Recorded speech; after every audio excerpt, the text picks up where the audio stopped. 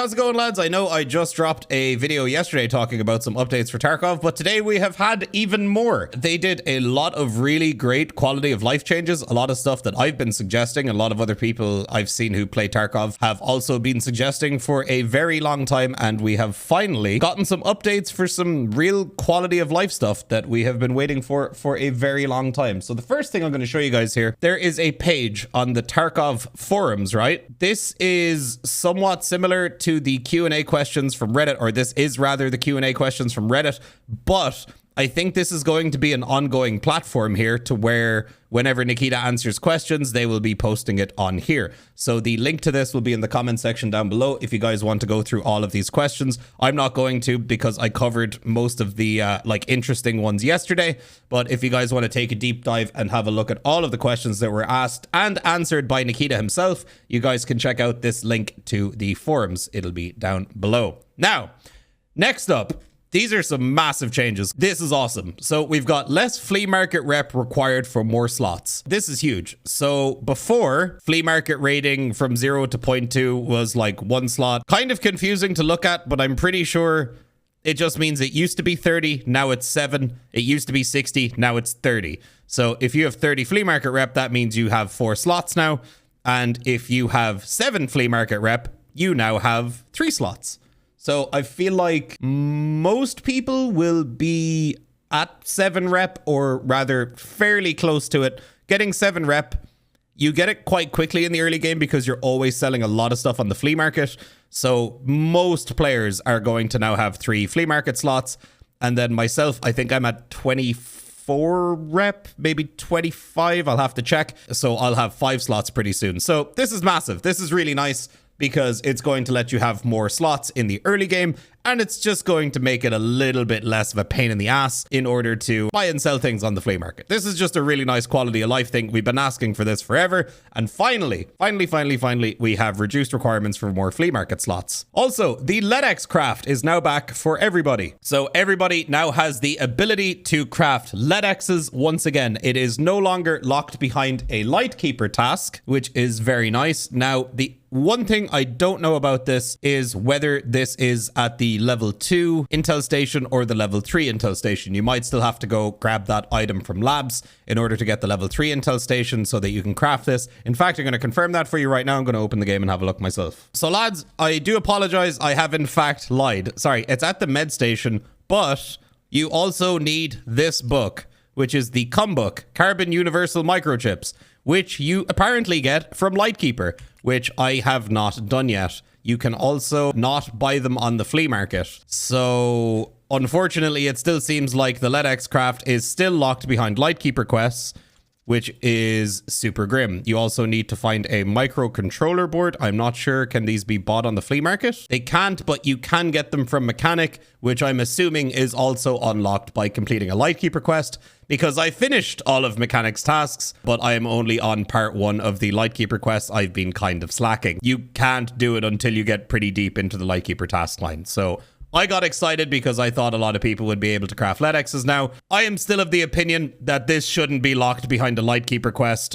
I think this is silly. I think it's a really gnarly roadblock for like a lot of casual players that don't have time to go farm LEDXs, because sometimes it can take you forever to find LEDXs. So I'm gonna push and hope that Nikita just goes, get rid of this item requirement, the book and the microcontroller board, add in some other stuff, still make it maybe more expensive than a LEDX to actually craft it, and just let people craft these so they can actually, you know, just get their thick items case and complete that therapist task, because this is a little bit overkill in my opinion. I don't think this should be locked behind Lightkeeper. I'm sorry, but that's just how it is for now. So moving on from the LEDX craft disappointment, Shooterborn in Heaven is now back to being 100 meter kills. I'm super glad that I finished the 125 meter kills before this change came in. So Shooter is now back to being only 100 meters, which actually does make the quest a lot easier for everybody involved. I know 25 meters doesn't seem like a lot, but it does in fact actually make a pretty damn big difference. So Shooterborn in Heaven back to 100 meters, which is all it ever really should have been, in my opinion. I think 125 was a little bit much. The quest is already hard enough as it is, and a lot of people already struggle on it. So I'm glad to see that it is back to 100. Another big change, cultists now have a 10% spawn rate, which is awesome, because cultists, I don't know how many people knew this, but cultists I haven't seen any this wipe, and I did a lot of nighttime raids during the early wipe, never ran into a single cultist, but now that they're at a 10% spawn rate, I am absolutely going to be playing a lot of nighttime raids just to go hunt for these cultists because they're some of the most fun content in the game. So if you guys have never actually hunted cultists before, grab yourself a set of NVGs and go have a look for them because fighting them is super, super fun. Also, Reshala now has a 28% spawn rate. Reshala now has a higher spawn rate than every other boss in the game. I believe every other boss at the time of recording this is at 24%, I want to say. And they decided to boost Reshala up an extra 4%.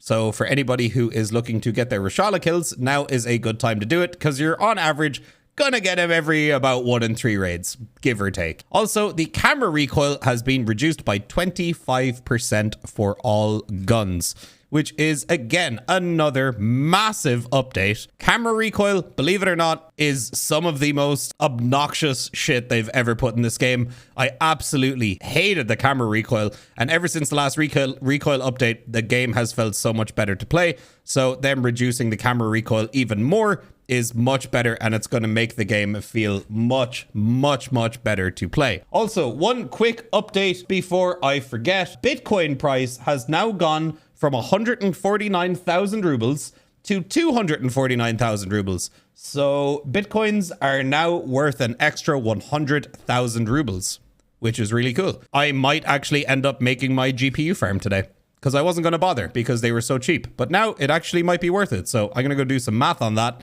and figure out if I actually want to do that or not. They have increased the minimum time from the start of the raid that is required for player scavs to spawn. This is an incredibly significant update. What this means is that there is now a guaranteed minimum time that must pass in the raid before a scav can get in there. So this is going to mean that player scavs aren't going to be spawning in at damn near the start of raids on certain maps, such as Reserve, such as Lighthouse, such as Interchange. All the maps that are very commonly scavved on are now going to be devoid of these camping KS23 player scavs that are going to be inside the mall as you spawn outside or in position before you're even anywhere near inside, which is very, very nice. So I'll have to do some scav runs today and see what those timers are like, but this is something I've been asking for forever, and they have finally added it to the game. Reduce the initial enemy contact reaction speed of all bosses by 30%. So this is nice. This is going to give you an extra maybe second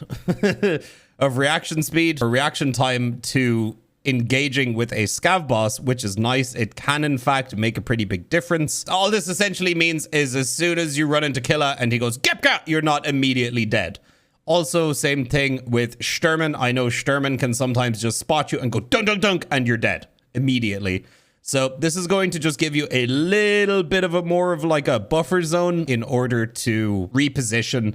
If you accidentally run into the boss, you don't see them in a corner, it'll let you reposition for a second, and maybe you'll end up surviving the encounter. So that's really nice. Also, they have adjusted the Bitcoin rate factor. I don't know if this means how quickly you can farm Bitcoins in your hideout, or does this mean how often they spawn in raid? I'm assuming it's going to be Bitcoin production speed in the hideout. So the Bitcoin farm might actually be worth grabbing. Also, they have a Google Doc spreadsheet here in another tweet, which lists all of the RMT sellers. So I'm obviously not going to go through this because what's the point? But the list is there on their Twitter if you guys want to go and check it out. So lads, there you have it. Some really solid updates today. I am very happy about this, and I am about to go jump into some EFT myself and check it out. So guys, if you enjoyed, please make sure to leave a like, comment, subscribe, all that other lovely stuff, and I will catch you guys on the next video. Peace out, my dudes.